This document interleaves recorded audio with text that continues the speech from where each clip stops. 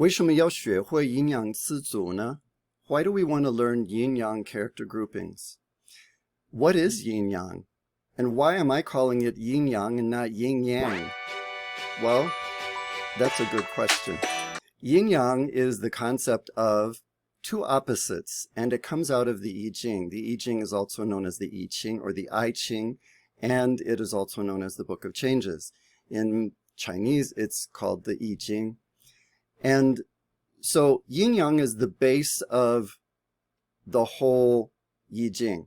It is the base of the universe. It's the universal truth, if you want to take it that far.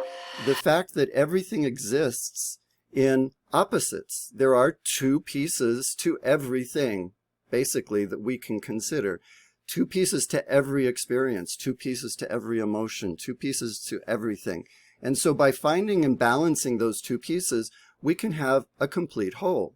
And so that's where, in so many ways, when we think about life, we have to recognize that life and death are inseparable. They are one and the same. They just are experienced in different ways. Good and bad are one and the same. They're just experienced in different ways.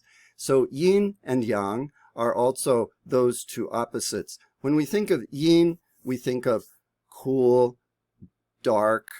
And when we think of yang, we think of bright and warm. And so when we look at the Chinese language, we can see that in a lot of ways, the way the language has developed has been strongly influenced by the I Ching and the concepts of yin-yang. When the yin-yang was first developed, there was no written language. So it really helps us to understand how the written language has been influenced and affected strongly by the concept of yin-yang, two opposites. So what we look at when we think about yin-yang character groupings, basically it's two characters that are opposites. And in the Chinese language, those are learned automatically. And when we can learn those character groupings as we're learning characters, then that will help us to expand our language speaking ability, and it will also help us to clarify anything that may be misunderstood, because the Chinese language is based in characters, and characters aren't something that you can just spell out, right? Some people, if there's a confusion about a character, will revert to drawing it on their hand. If they can't draw it on their hand, then they might draw it in the air. And if they can't draw it in the air, most likely what they'll do is they will find two character groupings that will help to clarify what character it is that I'm trying to say that you're not understanding. Because the language is connected with the character. Nothing means anything in reality without a character behind it. So once you understand the character, then you clearly understand the meaning. Look at some simple, basic yin-yang groupings. We have 来去, come, go, 来去. If I wanted to say something, I say, 什么时候去? When are you going? And the person doesn't understand 去. 去, 什么去? What 去? 来去的去. The 去 in 来去, that's what that means. 来去的去. The 去 of 来去. Or I could say, 你什么时候来? When are you coming? 来, 什么来? 来去的来, the 来 and 来去. Oh, come. Okay, when am I coming? Okay, 8点左右, around 8. Something like that. Oh, 左右, that's another one. 左右, left, right. 左右. 什么左? What 左 are you talking about? 左右的左. The 左 in 左右. 左右 also means around. I just said 8点左右, so that's the idea of around 8点, around 8 o'clock. So when you're using 左右, you can use it to express around some time, around a time, or around a number. 8个人左右, around 8 people, something like that. If you have a party, you're going out and they ask, 几位, how many are there? And then you can say 8个人左右.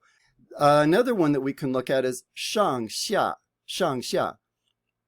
Up, down, above, below, on top, under. So 上下.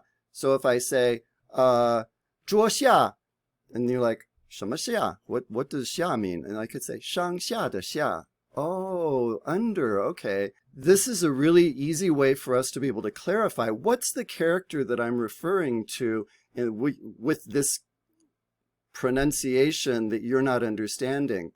Okay, so some others are 远近, far and near, 远近. 大小, 大小, big, little, 大小. 大小 also means size, like what size of shoe do you wear? 你的鞋是多少号? 大小 or 大小多少号? And then you've got 进出. 进出 means to go in, to come out, in, out. 好坏, 好坏, good, bad, 好坏. 好坏的好, the good of good, bad. Okay, and then 天地, 天地, heaven and earth. Those are also two very strong concepts in the I Ching. So if I say 今天天怎么样? Huh? 天, 什么天? Oh, 天地的天. But I could also say 天气的天, because 天气 is also another character grouping. It's not a yin-yang character grouping, but it is a character grouping that allows me to clarify what the character is that I was referring to. So if I say 今天天怎么样? How is the weather today? How is the sky today? How is heaven today? But it's understood as how is the weather today. But if the person's not really sure what I'm meaning, 今天天怎么样? 什么意思? 天怎么样? 天气的天. Oh, the 天 in 天气, the sky in the character combination for weather. So that's a good way to be able to help you learning characters when they have other characters that work with them to create meanings, and then also learning the yin-yang character groupings in order to help you to better understand those two opposites. When you learn one, then learn the opposite with it, because that will be a group for you to be able to learn as a group, just like the groups that I just went through. 来去上下, 远近大小. These are all things that immediately just roll off the tongue, and only in the order that they're expressed here. We don't want to flip them, because when you flip them, then it sounds awkward. It sounds unnatural. It's not always the same as in English. Like we would say maybe up, down. We wouldn't say down, up, right? We'd say up and down. So we sort of have the same things. Left, right, left. Doesn't really matter for us, but in Mandarin we want to say 左右. 右左 would sound really, really awkward. So 左右. And then there again, 左右 being an expression that we can use to express the idea of around something, around 8 people, 8点左8个人左右, around 8 miles, 8个英里左右. Okay, I hope this has been helpful, and check out my Yin-yang character group shorts for more grouping information. And when you're learning these characters, try and find another character to learn with the new character you've learned in order to create groupings of characters, be they yin-yang groupings or just meaning groupings, because that will help you as you expand your language skills and you're needing to clarify what it is exactly you're talking about to help the listener better understand. Okay? 很好，再见。